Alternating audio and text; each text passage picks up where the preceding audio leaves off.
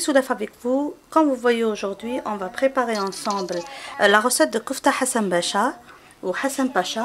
Alors suivez-moi pour avoir les détails de cette recette bien simple et facile. On passe à la préparation de la viande hachée.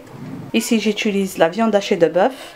On ajoute par-dessus l'équivalent d'un oignon râpé, de l'ail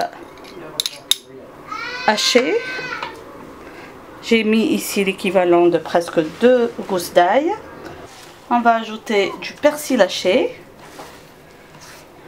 On va ajouter de la chapelure pour que les boulettes de viande soient plus tendres. On va assaisonner avec un peu de sel, pas beaucoup, et un peu de poivre noir. On va mixer le tout pour bien homogénéiser.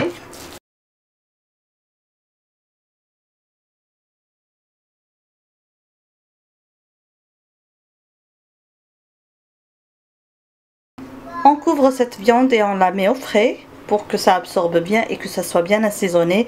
Après avoir mis la viande à reposer au frais, on va préparer la purée de pommes de terre avec laquelle on va garnir l'épi de viande hachée du plat Koufta Hassan Pacha. En façon des boulettes de viande hachée de presque 30 grammes, on va essayer de façonner un beau puits, comme vous voyez. On réduit la pomme de terre en purée avec un écrase-patate. On ajoute des morceaux de fromage et on continue à écraser jusqu'à avoir une texture bien onctueuse. On remplit une poche à douille munie d'une douille en fleurs, donc vous pouvez choisir la douille que vous voulez avec la pomme de terre. Et on va passer au remplissage des cavités de viande hachée.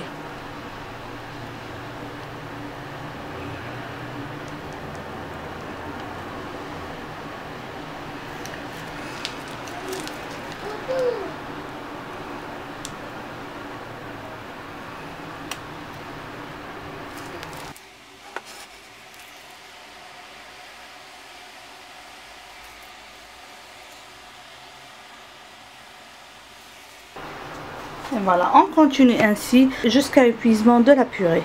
On va préparer maintenant la petite sauce que nous allons ajouter dans le fond de notre moule.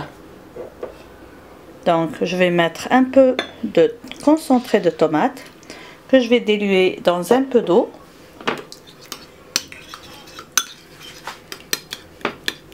J'y ajoute un peu d'huile d'olive.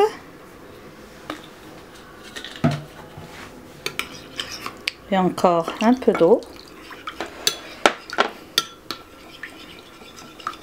On doit bien mélanger pour ne pas avoir de morceaux de tomate ou de grumeaux de tomate. Voilà. On va maintenant verser délicatement cette sauce dans le fond en essayant de ne pas toucher la purée. Donc comme ça, on y va tout doucement. Voilà.